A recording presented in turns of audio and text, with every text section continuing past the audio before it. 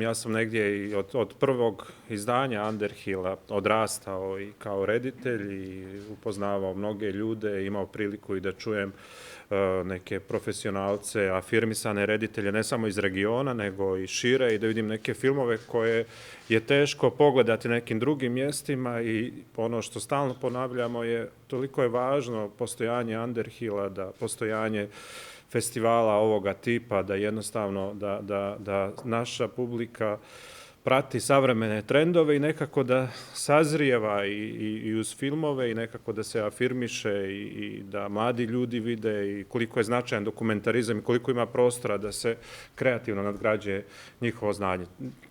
Prije svega mislim i na studente naših akademija, a onda i druge profesionalce i obične gledalce. Tako da mislim da je to neprocjenjive važnosti postojanje ovog festivala. Svakako da priča o Dušanu Vukotiću, ja to nosim negdje od nekih studentskih dana. Jedne prilike sam bio u Zagrebu na velikoj izložbi gdje su bili eksponati iz njegovih filmova, rukopisi, ove animacije, sve ono što je on stvarao, i to je toliki snažni utisak je na mene ostavilo. Još kad sam posle dublje čitao o njemu i o toj sudbini i tim 90-im i svemu tome, beskrajno je bilo zanimljivo to sve i maštao sam da dođem u priliku da pravim taj dokumentarac o njemu.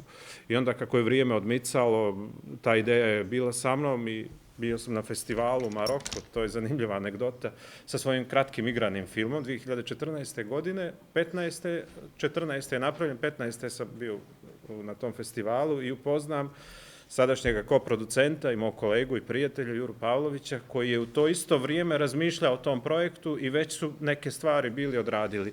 I tu se upoznamo i dogovorimo da krenemo polako u tu priču.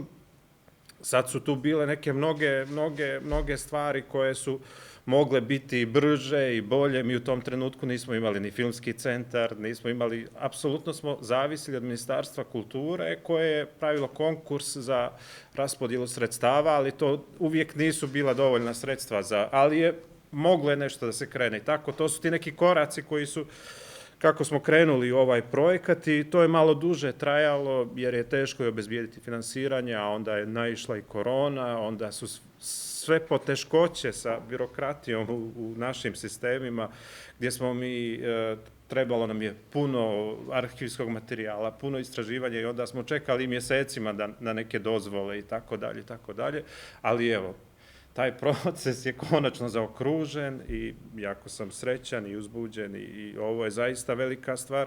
Prije svega, najvažnija je stvar oko ovoga filma je što će imati svoju premijeru pred crnogorskom publikom, što kreće svoj život odavde.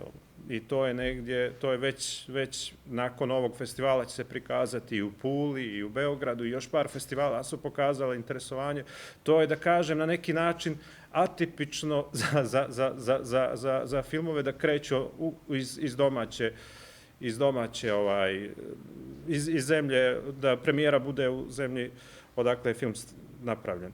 Tako da, ponosan sam na to i jedva čekam da vidim kako će publika reagovati